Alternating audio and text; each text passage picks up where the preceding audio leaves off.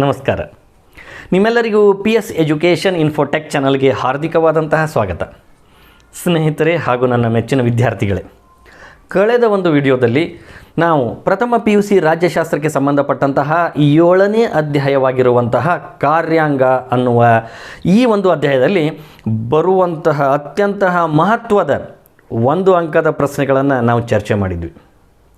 ಇವತ್ತು ಅದೇ ಸರಣಿಯನ್ನು ಮುಂದುವರಿಸುತ್ತಾ ಆ ಕಾರ್ಯಾಂಗ 7ನೇ ಅಧ್ಯಾಯವಾಗಿರುವಂತಹ ಕಾರ್ಯಾಂಗ ಅಥವಾ ಎಕ್ಸಿಕ್ಯೂಟಿವ್ ಅಂತ ಏನು ಕರಿತೀವಿ, ಅದರಲ್ಲಿ ಬರುವ 2 ಅಂಕದ ಅತ್ಯಂತ ಮಹತ್ವದ ಪ್ರಶ್ನೋತ್ತರಗಳನ್ನು ನಾವು ಈ ಒಂದು ವಿಡಿಯೋದಲ್ಲಿ ಚರ್ಚೆ ಮಾಡೋಣ. ಸ್ನೇಹಿತರೆ, ನೀವಿನ್ನೂ ಈ ಚಾನಲನ್ನು ಸಬ್ಸ್ಕ್ರೈಬ್ ಮಾಡಿಕೊಂಡಿರದೇ ಇದ್ದರೆ ದಯವಿಟ್ಟು ಸಬ್ಸ್ಕ್ರೈಬ್ ಮಾಡಿಕೊಳ್ಳಿ ಹಾಗೂ ಆ ಬೆಲ್ ಐಕಾನನ್ನು ಪ್ರೆಸ್ ಮಾಡಿ ನೋಟಿಫಿಕೇಷನನ್ನು ಖಚಿತಪಡಿಸಿಕೊಳ್ಳಿ. ಯಾಕಂದರೆ ನಾವು ಮಾಡೋದ ಪ್ರತಿಯೊಂದು ವಿಡಿಯೋ ನಿಮಗೆ ಅಪ್ಲೋಡ್ ಮಾಡಿದ ತಕ್ಷಣ ತಲುಪಬೇಕು ಅಂದರೆ ನೀವು ಈ ಚಾನಲನ್ನು ಸಬ್ಸ್ಕ್ರೈಬ್ ಮಾಡಿ ಆ ಬೆಲ್ ಐಕಾನನ್ನು ಪ್ರೆಸ್ ಮಾಡಬೇಕು. ಹಾಗಾದರೆ ಆ 7ನೇ ಅಧ್ಯಾಯದಲ್ಲಿ ಬರುವ 2 ಅಂಕದ ಪ್ರಶ್ನೋತ್ತರಗಳನ್ನು ಚರ್ಚೆ ಮಾಡೋಣವೇ? ಬನ್ನಿ ಸ್ನೇಹಿತರೆ, ಈ 7ನೇ ಅಧ್ಯಾಯದ ಶಿರೋನಾಮೆ ನಿಮಗೆಲ್ಲ ಗೊತ್ತಿರುವಂತೆ ಕಾರ್ಯಾಂಗ ಅಥವಾ ಇದನ್ನು ನಾವು ಎಕ್ಸಿಕ್ಯೂಟಿವ್ ಅಂತ ಕರಿತೀವಿ.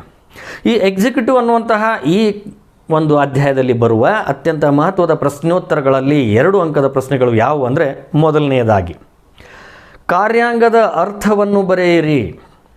ರೈಟ್ ದ ಮೀನಿಂಗ್ ಆಫ್ ಅಥವಾ what is meant by executive ಅಥವಾ ಕಾರ್ಯಾಂಗದ ಅರ್ಥ ಏನು ಅನ್ನುವಂಥ ಈ ಒಂದು ಪ್ರಶ್ನೆಗೆ ಸರ್ಕಾರದ ನೀತಿಯನ್ನು ಕಾರ್ಯಗತಗೊಳಿಸುವ, ಶಾಸಕಾಂಗ ರಚಿಸಿದ ಕಾನೂನುಗಳನ್ನು ಜಾರಿಗೆ ತರುವ ಮುಖ್ಯ ಕಾರ್ಯವೇ ಕಾರ್ಯಾಂಗದ ಕಾರ್ಯ ಆಗಿದೆ ಅಥವಾ ಕಾರ್ಯಾಂಗವಾಗಿದೆ. ಅಂದರೆ ಸರ್ಕಾರದ ನೀತಿಯನ್ನು ಕಾರ್ಯಗತಗೊಳಿಸುವಂತಹ, ಶಾಸಕಾಂಗ ರಚಿಸಿದ ಕಾನೂನುಗಳನ್ನು ಜಾರಿಗೊಳಿಸುವಂತಹ ಮುಖ್ಯ ಕಾರ್ಯವನ್ನು ಯಾರು ನಿರ್ವಹಿಸ್ತಾರೆ? ಕಾರ್ಯಾಂಗ ನಿರ್ವಹಿಸ್ತದೆ. What is meant by executive? The answer is executive is that branch of government which enforce the laws and policies of the state. It is an important administrative organ of the government. ಇನ್ನು ಎರಡನೆಯದಾಗಿ ಭಾರತದ ರಾಷ್ಟ್ರಪತಿಗಳಿಗೆ ಇರಬೇಕಾದ ಅರ್ಹತೆಗಳಾವುವು? ಅಂದರೆ ಭಾರತದ ರಾಷ್ಟ್ರಪತಿ ಆಗಬೇಕು ಅಂದರೆ ಅವನು ಯಾವ ಅರ್ಹತೆಯನ್ನು ಹೊಂದಿರಬೇಕು, ಅವನ ಕ್ವಾಲಿಟೀಸ್ ಏನು ಅನ್ನೋದನ್ನು ನಾವು ಚರ್ಚೆ ಮಾಡಬೇಕು ಅಥವಾ ಅದನ್ನು ತಿಳ್ಕೋಬೇಕು, ಅದರ ಉತ್ತರವನ್ನು ನಾವು ಬರೀಬೇಕು. ಅಂದರೆ ಮೊದಲನೆಯದಾಗಿ ಭಾರತದ ಪ್ರಜೆಯಾಗಿರಬೇಕು, ಅವನು ಕಡ್ಡಾಯವಾಗಿ ಭಾರತದ ರಾಷ್ಟ್ರಪತಿ ಸ್ಥಾನಕ್ಕೆ ಅಭ್ಯರ್ಥಿಯಾಗಬೇಕು ಅಂದರೆ ಅವನು ಮೊದಲು ಭಾರತದ ಪ್ರಜೆಯಾಗಿರಬೇಕು. ಎರಡನೇದ್ದು ಕನಿಷ್ಠ 35 ವರ್ಷ ವಯಸ್ಸಾಗಿರಬೇಕು. ಮ್ಯಾಕ್ಸಿಮಮ್ ಎಷ್ಟಾದರೂ ಪರವಾಗಿಲ್ಲ, ಬಟ್ ಮಿನಿಮಮ್ 35 ವರ್ಷ, ಕನಿಷ್ಠ 35 ವರ್ಷ ಅವನಿಗೆ ವಯಸ್ಸಾಗಿರಬೇಕು. ಆಮೇಲೆ ಒಬ್ಬ ಲೋಕಸಭೆಯ ಸದಸ್ಯನಾಗಿರಬೇಕಾದ್ರೆ ಏನೇನು ಅರ್ಹತೆಗಳಿರಬೇಕು ಆ ಎಲ್ಲ ಅರ್ಹತೆಗಳನ್ನು ಇವನು ಹೊಂದಿರಬೇಕು. ಅಂದರೆ ಹುಚ್ಚನಾಗಿರಬಾರ್ದು, ದಿವಾಳಿಖೋರ ಆಗಿರಬಾರ್ದು ಅನ್ನುವಂತಹದ್ದು ಬರ್ತದೆ. ಆಮೇಲೆ ಕೇಂದ್ರ ಮತ್ತು ರಾಜ್ಯದ ಸ್ಥಳೀಯ ಸರ್ಕಾರಗಳಲ್ಲಿ ಯಾವುದೇ ಲಾಭದಾಯಕ ಹುದ್ದೆಯನ್ನು ಹೊಂದಿರಬಾರ್ದು. ಅಂದರೆ ಕೇಂದ್ರ ಸರ್ಕಾರದಾಗಿರ್ಬೋದು, ರಾಜ್ಯ ಸರ್ಕಾರದಾಗಿರ್ಬೋದು ಅಥವಾ ಯಾವುದೋ ಸ್ಥಳೀಯ ಸರ್ಕಾರದಲ್ಲಿ ಅವರು ವೇತನವನ್ನು ಪಡೆಯುವಂತಹ ಅಥವಾ ಲಾಭದಾಯಕವಾದ ಯಾವುದೇ ಹುದ್ದೆಯನ್ನು ಅವನು ಹೊಂದಿರಬಾರ್ದು. ಈ ಎಲ್ಲ ಅಂಶಗಳು ಅವನು ಅರ್ಹತೆಯನ್ನು ಹೊಂದಿದ್ದರೆ ಮಾತ್ರ ಅವನು ಭಾರತದ ರಾಷ್ಟ್ರಪತಿ ಹುದ್ದೆಗೆ ಅರ್ಹನಾಗಿರ್ತಾನೆ ಅಥವಾ ಕಂಟೆಸ್ಟ್ ಮಾಡಲಿಕ್ಕೆ ಅರ್ಹ ಆಗಿರ್ತಾನೆ. ಭಾರತದ ಪ್ರಜೆಯಾಗಿರಬೇಕು, ಕನಿಷ್ಠ 35 ವರ್ಷ ವಯಸ್ಸಾಗಿರಬೇಕು, ಒಬ್ಬ ಲೋಕಸಭೆಯ ಸದಸ್ಯನಿಗೆ ಇರಬೇಕಾದ ಎಲ್ಲ ಅರ್ಹತೆಗಳನ್ನು ಹೊಂದಿರಬೇಕು. ಅಷ್ಟೇ ಅಲ್ಲದೆ ಯಾವುದೇ ಸರ್ಕಾರದಲ್ಲಿ ಲಾಭದಾಯಕವಾದ ಹುದ್ದೆಯನ್ನು ಹೊಂದಿರಬಾರದು. ಇನ್ನು what are the qualifications required for the president of India? The answer is must be a Indian citizen ಅಥವಾ citizen of India, must be attain the age of 35 years, must not hold any office of profit, should not be insolvent and unsound mind, qualified to become a member of Lok Sabha. ಇನ್ನು ಮೂರನೆಯದಾಗಿ ಭಾರತದಲ್ಲಿ ಉಪರಾಷ್ಟ್ರಪತಿಯನ್ನು ಯಾರು ಆಯ್ಕೆ ಮಾಡುತ್ತಾರೆ? ನೋಡಿ, ಭಾರತದಲ್ಲಿ ಉಪರಾಷ್ಟ್ರಪತಿ ಅನ್ನುವಂತಹ ಹುದ್ದೆ, ಆ ಹುದ್ದೆಗೆ ಯಾರು ಮತದಾನ ಮಾಡಿ ಆಯ್ಕೆ ಮಾಡ್ತಾರೆ ಅಥವಾ ಯಾವ ರೀತಿಯಾಗಿ ಭಾರತದ ಉಪರಾಷ್ಟ್ರಪತಿಗಳು ಆಯ್ಕೆ ಆಗ್ತಾರೆ ಅಂದರೆ, ಭಾರತದ ಉಪರಾಷ್ಟ್ರಪತಿಯನ್ನು ಚುನಾವಣಾ ಕಾಲೇಜು ಆಯ್ಕೆ ಮಾಡುತ್ತದೆ. ಚುನಾವಣಾ ಕಾಲೇಜು ಅಂದರೆ ಯಾವುದದು? ಚುನಾವಣಾ ಕಾಲೇಜು ಅಂದರೆ ಆ ಚುನಾವಣಾ ಕಾಲೇಜಿನಲ್ಲಿ ಸಂಸತ್ತಿನ ಲೋಕಸಭೆ ಮತ್ತು ರಾಜ್ಯಸಭೆ ಎಲ್ಲ ಸದಸ್ಯರನ್ನು ಆ ಚುನಾವಣಾ ಕಾಲೇಜು ಒಳಗೊಂಡಿರ್ತಾ ಇದೆ. ಆ ಚುನಾವಣಾ ಕಾಲೇಜು ಅಲ್ಲಿ ಮತದಾನದಲ್ಲಿ ಭಾಗವಹಿಸಿ ಉಪರಾಷ್ಟ್ರಪತಿಯನ್ನು ಆಯ್ಕೆ ಮಾಡ್ತಾರೆ. ಅಂದರೆ ಉಪರಾಷ್ಟ್ರಪತಿಯನ್ನು ಯಾರು ಆಯ್ಕೆ ಮಾಡ್ತಾರೆ ಅಂದರೆ ಎಲ್ಲ ಲೋಕಸಭೆಯ ಸದಸ್ಯರು ಹಾಗೂ ಎಲ್ಲ ರಾಜ್ಯಸಭೆಯ ಸದಸ್ಯರುಗಳು ಮಾತ್ರ ಅಲ್ಲಿ ಮತದಾನ ಮಾಡಿ ಆ ಉಪರಾಷ್ಟ್ರಪತಿಯನ್ನು ಆಯ್ಕೆ ಮಾಡುವ ಅಧಿಕಾರವನ್ನು ಹೊಂದಿದ್ದಾರೆ. Who elect the vice president of India? The answer is member of Lok Sabha and Rajya Sabha.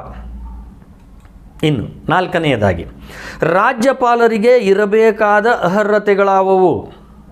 ರಾಜ್ಯಪಾಲರಿಗೆ ಇರಬೇಕಾದ ಅರ್ಹತೆಗಳು, ಆವಾಗಲೇ ನಾವು ರಾಷ್ಟ್ರಪತಿ ಆಗಬೇಕಾದ್ರೆ ಅರ್ಹತೆಗಳನ್ನು ತಿಳಿದುಕೊಂಡಿದ್ವಿ. ಈಗ ರಾಜ್ಯಪಾಲರಾಗಬೇಕಾದ್ರೆ, ಒಬ್ಬ ಗವರ್ನರ್ ಆಗಬೇಕಾದ್ರೆ ಅವನಿಗೆ ಯಾವ ರೀತಿಯ ಅರ್ಹತೆಗಳು ಹೊಂದಿರಬೇಕು ಅಂದರೆ ಅವನು ಕೂಡ ಭಾರತದ ಪ್ರಜೆಯಾಗಿರಬೇಕು. ನೆಕ್ಸ್ಟ್ ಎರಡನೇದಾಗಿ ಕನಿಷ್ಠ 35 ವರ್ಷ ವಯಸ್ಸಾಗಿರಬೇಕು. ನಮ್ಮ ರಾಷ್ಟ್ರಪತಿಗೂ ಹೇಗೆ ಕನಿಷ್ಠ 35 ವರ್ಷ ವಯಸ್ಸಾದ ಮೇಲೆ ನಾವು ರಾಷ್ಟ್ರಪತಿಯಾಗಿ ಕಂಟೆಸ್ಟ್ ಮಾಡಲಿಕ್ಕೆ ಅವಕಾಶ ಇದೆಯೋ ಹಾಗೆ ಉಪರಾಷ್ಟ್ರಪತಿ ಆಗಬೇಕಾದರೂ ಕೂಡ ಅವನಿಗೆ ಕನಿಷ್ಠ 35 ವರ್ಷ ವಯಸ್ಸಾಗಿರಬೇಕು. ಕೇಂದ್ರ ಮತ್ತು ರಾಜ್ಯ ಶಾಸಕಾಂಗದ ಸದಸ್ಯರಾಗಿರಬಾರ್ದು. ಅಂದರೆ ಕೇಂದ್ರ ಶಾಸಕಾಂಗ ಆಗಿರ್ಬೋದು, ರಾಜ್ಯ ಶಾಸಕಾಂಗ ಆಗಿರ್ಬೋದು, ಅದರ ಹಾಲಿ ಸದಸ್ಯ ಆಗಿರಬಾರ್ದು. ಮಾಜಿ ಆಗಿದ್ರೆ ನಡೀತದೆ, ಬಟ್ ಹಾಲಿ ಆಗಿರಬಾರ್ದು. ಯಾವುದೇ ಲಾಭದಾಯಕ ಹುದ್ದೆಯನ್ನು ಹೊಂದಿರಬಾರ್ದು. ನಾವು ಆವಾಗಲೇ ಚರ್ಚೆ ಮಾಡಿದಂತೆ ಕೇಂದ್ರ ಸರ್ಕಾರ ಆಗಿರ್ಬೋದು, ರಾಜ್ಯ ಸರ್ಕಾರ ಆಗಿರ್ಬೋದು ಅಥವಾ ಸ್ಥಳೀಯ ಸರ್ಕಾರಗಳಲ್ಲಿ ಯಾವುದೇ ವೇತನ ಪಡೆಯುವಂತಹ ಅಥವಾ ಲಾಭದಾಯಕ ಹುದ್ದೆಯನ್ನು ಅವನು ಹೊಂದಿರಬಾರದು. ಇವಿಷ್ಟು ಒಬ್ಬ ರಾಜ್ಯಪಾಲರಿಗೆ ಇರಬೇಕಾಗಿರುವಂತಹ ಅರ್ಹತೆಗಳು.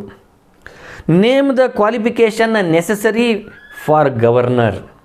The answer is must be a citizen of India, must be attained the age of 35 years, must not hold any office of profit, he must not be a member of either parliament or legislature, state legislature.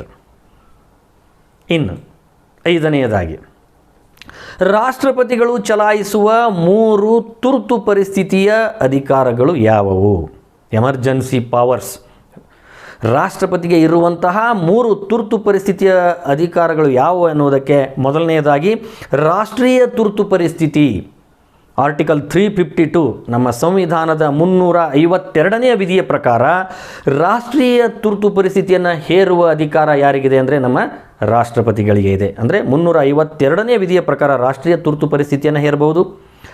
ರಾಜ್ಯ ತುರ್ತು ಪರಿಸ್ಥಿತಿ 356, ಅಂದರೆ ಇದನ್ನು ರಾಷ್ಟ್ರಪತಿ ಆಡಳಿತ ಅಂತ ಕರಿತೀವಿ. ಅಂದರೆ ರಾಜ್ಯಗಳಲ್ಲಿ ಚುನಾಯಿತ ಸರ್ಕಾರ ಕಾರ್ಯನಿರ್ವಹಿಸಲು ಸಾಧ್ಯವಾಗದ ಸ್ಥಿತಿ ಇದ್ದರಾಗ ಅಲ್ಲಿ ರಾಷ್ಟ್ರಪತಿ ಆಡಳಿತವನ್ನು ಹೇರುವಂತಹ ತುರ್ತು ಪರಿಸ್ಥಿತಿ ಅಥವಾ ಇದಕ್ಕೆ ರಾಜ್ಯ ತುರ್ತು ಪರಿಸ್ಥಿತಿ ಅಂತಾರೆ. ಇದು 356ನೇ ವಿಧಿಯ ಪ್ರಕಾರ ರಾಜ್ಯ ತುರ್ತು ಪರಿಸ್ಥಿತಿಯನ್ನು ಹೇರುವಂಥ ಅಧಿಕಾರವೂ ಕೂಡ ರಾಷ್ಟ್ರಪತಿಗಳಿಗೆ ಇದೆ. ಇನ್ನು ಹಣಕಾಸಿನ ತುರ್ತು ಪರಿಸ್ಥಿತಿ ಅಥವಾ ಆರ್ಥಿಕ ತುರ್ತು ಪರಿಸ್ಥಿತಿ ಅಂತ ಕರಿತೀವಿ. ಇದು ಸಂವಿಧಾನದ 360ನೇ ವಿಧಿಯ ಪ್ರಕಾರ ರಾಷ್ಟ್ರಪತಿಗಳು ಆ ಒಂದು ದೇಶದಲ್ಲಿ ಹೇರುವಂಥದ್ದು. 360ನೇ ವಿಧಿಯ ಪ್ರಕಾರ ಹಣಕಾಸಿನ ತುರ್ತು ಪರಿಸ್ಥಿತಿಯನ್ನು ಹೇರುವಂಥದ್ದು. ಹೀಗೆ ನಮ್ಮ ಭಾರತದ ರಾಷ್ಟ್ರಪತಿಗಳಿಗೆ 3 ರೀತಿಯ ಎಮರ್ಜೆನ್ಸಿ ಪವರ್ಸ್ ಇದೆ, ತುರ್ತು ಪರಿಸ್ಥಿತಿಯನ್ನು ಹೇರುವಂಥ ಅಧಿಕಾರಗಳಿವೆ. ಒಂದು 352 ರಾಷ್ಟ್ರೀಯ ತುರ್ತು ಪರಿಸ್ಥಿತಿ, 356 ರಾಜ್ಯ ತುರ್ತು ಪರಿಸ್ಥಿತಿ, 360 ಹಣಕಾಸು ಅಥವಾ ಆರ್ಥಿಕ ತುರ್ತು ಪರಿಸ್ಥಿತಿ. Name the 3 types of emergencies which the president? The answer is national emergency article 352, state emergency article 356, financial emergency article 360. ಇನ್ನು ಆರನೆಯದಾಗಿ ಉಪರಾಷ್ಟ್ರಪತಿಗಳಿಗೆ ಬೇಕಾಗಿರುವ ಅರ್ಹತೆಗಳಾವವು? ಅಂದರೆ ಉಪರಾಷ್ಟ್ರಪತಿ ಆಗಬೇಕು ಅಂದರೆ ಅವರಿಗೆ ಇರಬೇಕಾದ ಅರ್ಹತೆಗಳೇನು ಅಂದರೆ ಮೊದಲನೆಯದಾಗಿ ಭಾರತದ ಪ್ರಜೆಯಾಗಿರಬೇಕು, ಎರಡನೆಯದಾಗಿ ಕನಿಷ್ಠ 35 ವರ್ಷ ವಯಸ್ಸಾಗಿರಬೇಕು, ಮೂರನೆಯದಾಗಿ ರಾಜ್ಯಸಭೆಗೆ ಆಯ್ಕೆಯಾಗಬೇಕಾದರೆ ಏನೇನು ಅರ್ಹತೆಗಳಿರಬೇಕು ಆ ಎಲ್ಲ ಅರ್ಹತೆಗಳು ಅವನಿಗಿರಬೇಕು. ಯಾವುದೇ ಲಾಭದಾಯಕ ಹುದ್ದೆಯನ್ನು ಹೊಂದಿರಬಾರ್ದು. ಅದೇ ಆವಾಗಲೇ ಹೇಳಿದಂತೆ ಕೇಂದ್ರ, ರಾಜ್ಯ, ಸ್ಥಳೀಯ ಸರ್ಕಾರಗಳಲ್ಲಿ ವೇತನ ಪಡೆಯುವಂತಹ ಯಾವುದೇ ಲಾಭದಾಯಕ ಹುದ್ದೆಯನ್ನು ಹೊಂದಿರಬಾರ್ದು. What are the qualifications required for the vice president? The answer is must be a citizen of India, must be attain the age of 35 years, must not hold any office of the profit, should not be insolvent and unsound mind, qualified to become a member of Rajya Sabha. ಇನ್ನು 7ನೇದಾಗಿ ಭಾರತದ ರಾಷ್ಟ್ರಪತಿಯನ್ನು ಚುನಾಯಿಸುವಲ್ಲಿ ಯಾರು ಭಾಗವಹಿಸುತ್ತಾರೆ. ನಾವು ಆವಾಗಲೇ ಉಪರಾಷ್ಟ್ರಪತಿಯನ್ನು ಯಾರು ಭಾಗವಹಿಸುತ್ತಾರೆ ಅಂತ ಅದರ ಬಗ್ಗೆ ತಿಳ್ಕೊಂಡಿದ್ವಿ, ಅದರ ಪ್ರಶ್ನೆಗೆ ಉತ್ತರಿಸಿದ್ವಿ. ಈಗ ಭಾರತದ ರಾಷ್ಟ್ರಪತಿಯನ್ನು ಚುನಾಯಿಸುವಲ್ಲಿ ಯಾರು ಭಾಗವಹಿಸ್ತಾರೆ ಅಂದರೆ ಭಾರತದ ರಾಷ್ಟ್ರಪತಿಯನ್ನು ಆಯ್ಕೆ ಮಾಡುವವರು ಯಾರು ಎಂದಾಗ ಭಾರತದ ಸಂಸತ್ತಿನ ಉಭಯ ಸದನಗಳಾದ ಲೋಕಸಭೆ ಮತ್ತು ರಾಜ್ಯಸಭೆಯ ಎಲ್ಲ ಸದಸ್ಯರುಗಳು ಆ ಒಂದು ಚುನಾವಣೆಯಲ್ಲಿ ಭಾಗವಹಿಸ್ತಾರೆ. ಹಾಗೂ ಎಲ್ಲ ರಾಜ್ಯಗಳ ವಿಧಾನಸಭೆಯ ಸದಸ್ಯರುಗಳನ್ನೊಳಗೊಂಡಂತಹ ಚುನಾವಣಾ ಕಾಲೇಜಿನಿಂದ ರಾಷ್ಟ್ರಪತಿಗಳು ಆಯ್ಕೆ ಆಗ್ತಾರೆ.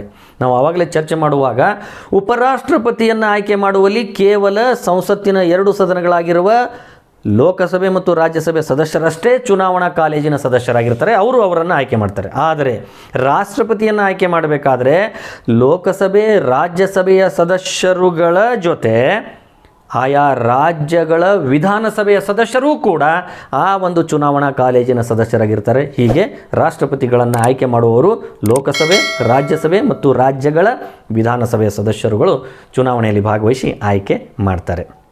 Who participate in the election of the President of India?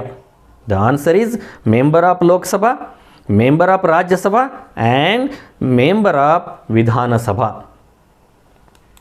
ಇನ್ನು 8ನೇದಾಗಿ ಲೋಕಸಭೆಯಲ್ಲಿ ಮಂತ್ರಿಮಂಡಲದ ಗಾತ್ರ ಎಷ್ಟಿರಬೇಕು ನೋಡಿ. ಲೋಕಸಭೆಯಲ್ಲಿ ಮಂತ್ರಿಮಂಡಲಕ್ಕೆ ಮೊದಲು ಇರಲಿಲ್ಲ, ಆದರೆ ಅದನ್ನು ಈ ಪಕ್ಷಾಂತರ ನಿಷೇಧ ಕಾಯ್ದೆಯ ಅಡಿಯಲ್ಲಿ ಒಂದು ಲಿಮಿಟೇಷನನ್ನು ಹಾಕಿದ್ದಾರೆ. ಅದು ಎಷ್ಟಿರಬೇಕು ಅನ್ನುವಂಥ ಪ್ರಶ್ನೆ ಉತ್ತರ, ಲೋಕಸಭೆಯಲ್ಲಿ ಮಂತ್ರಿಮಂಡಲದ ಸದಸ್ಯರ ಸಂಖ್ಯೆ ಲೋಕಸಭೆಯ ಒಟ್ಟು ಸದಸ್ಯರಲ್ಲಿ 15% ಮಾತ್ರ ಇರಬೇಕು. ಅಂದರೆ 100ಕ್ಕೆ ಪ್ರತಿಶತ 15 ಜನರನ್ನು ಮಾತ್ರ ನಾವು ಮಂತ್ರಿಯನ್ನಾಗಿ ಮಾಡಬಹುದು. ಅಂದರೆ ಲೋಕಸಭೆಯ ಒಟ್ಟು ಸದಸ್ಯರ 15% ಸದಸ್ಯರನ್ನು ನಾವು ಮಂತ್ರಿಗಳನ್ನಾಗಿ ಮಾಡಬಹುದಾಗಿದೆ. What should be the strength of council of ministers in Lok Sabha? The answer is 15% the total Lok Sabha strength. ಇನ್ನು 9ನೇದಾಗಿ ರಾಜ್ಯ ವಿಧಾನಸಭೆಯಲ್ಲಿ ಮಂತ್ರಿಮಂಡಲದ ಗಾತ್ರ ಎಷ್ಟಿರಬೇಕು? ಆವಾಗಲೇ ನಾವು ಲೋಕಸಭೆಯದು ಕೇಳಿದ್ವಿ, ಲೋಕಸಭೆಯ ಉತ್ತರವನ್ನು ನಾವು ನೀಡಿದ್ವಿ. ರಾಜ್ಯಗಳ ವಿಧಾನಸಭೆಯಲ್ಲಿ ಮಂತ್ರಿಮಂಡಲದ ಗಾತ್ರ ಎಷ್ಟಿರಬೇಕು ಎನ್ನುವಂಥ ಈ ಪ್ರಶ್ನೆಗೆ ರಾಜ್ಯ ವಿಧಾನಸಭೆಯಲ್ಲಿಯೂ ಕೂಡ ಮಂತ್ರಿಮಂಡಲದ ಸದಸ್ಯರ ಸಂಖ್ಯೆ ಆಯಾ ರಾಜ್ಯ ವಿಧಾನಸಭೆಯ ಒಟ್ಟು ಸದಸ್ಯರ 15% ಇರಬೇಕು. ಅಂದರೆ ಇಲ್ಲಿ ರಾಜ್ಯಗಳಲ್ಲಿ ವಿಧಾನಸಭೆಯ ಸದಸ್ಯತ್ವಗಳ ಸಂಖ್ಯೆ ಚೇಂಜ್ ಇರ್ತಾ ಇದೆ ಜನಸಂಖ್ಯೆಯ ಆಧಾರದ ಮೇಲೆ. ಹಾಗಾಗಿ ಆಯಾ ರಾಜ್ಯಗಳ ವಿಧಾನಸಭೆಯ ಸದಸ್ಯರ ಒಟ್ಟು ಪ್ರತಿಶತ 15% ಅಲ್ಲಿಯ ಮಂತ್ರಿಮಂಡಲದ ಗಾತ್ರ ಇರಬೇಕು. What should be the strength of council of ministers in state assembly? The answer is 15% of the total assembly strength. ಸ್ನೇಹಿತರೆ, ಇಲ್ಲಿಯವರೆಗೆ ಈ 7ನೇ ಅಧ್ಯಾಯವಾಗಿರುವಂತಹ ಕಾರ್ಯಾಂಗ, ಈ ಅಧ್ಯಾಯದಲ್ಲಿ ಬರುವ 2 ಅಂಕದ ಮಹತ್ವದ ಪ್ರಶ್ನೋತ್ತರಗಳನ್ನು ನಾವು ಚರ್ಚೆ ಮಾಡಿದ್ವಿ. ನಿಮಗೆ ಈ ವಿಡಿಯೋ ಇಷ್ಟವಾದಲ್ಲಿ ದಯವಿಟ್ಟು ಲೈಕ್ ಬಟನ್ನ ಒತ್ತಿ ಹಾಗೂ ಈ ಚಾನಲನ್ನು ಸಬ್ಸ್ಕ್ರೈಬ್ ಮಾಡಿ. ನಮಸ್ಕಾರ.